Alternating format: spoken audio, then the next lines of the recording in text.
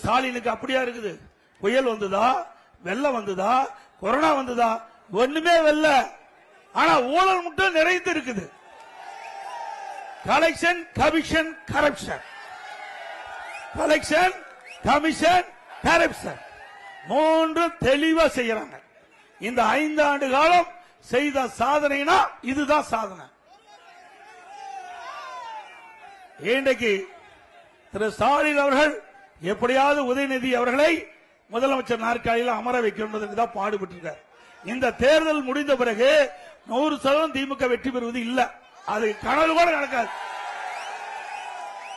அப்படி அவள் வெற்றி பெற்று வருகின்ற நினைச்சா ஸ்டாலின் முதலமைச்சர் இல்ல, உதயநிதி முதலமைச்சர் ஆவது தான் திட்டம் போடுறாங்க. திரு ஸ்டாலினுடைய உங்கள் கனவு பலிக்காது, பகல் கனவாத்தான் இருக்கும். என்ன அரச பரம்பரையா? திரு கருணாநிதி, திரு ஸ்டாலின், பிறகு உதயநிதி அரச பரம்பரையில் தான். அதுக்கு பிறகு இளவரசர் வந்துட்டு இருப்பாங்க.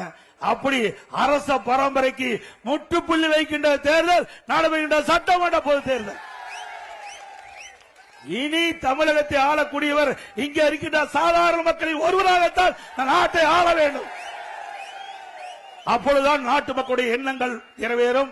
மக்கள் படுகின்ற துன்பங்கள், துயரங்கள், வேதனைகள் அத்தனையும் புரிந்து அதை சாதிக்கக்கூடிய ஒருவர் தான் நாட்டுடைய முதல்வராக வேண்டும். அந்த அடிப்படையில் உங்களை போல் நான் அங்கே இருந்து இந்த உயரத்திற்கு வந்திருக்கின்றேன். சாதாரணமாக ஸ்டாலினை போல் வரல.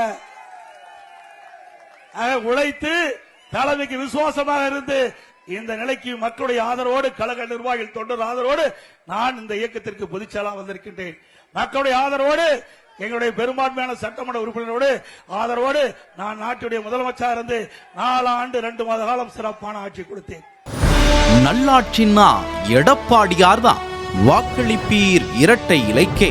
தேர்தல் நாள் 23 ஏப்ரல் 2026.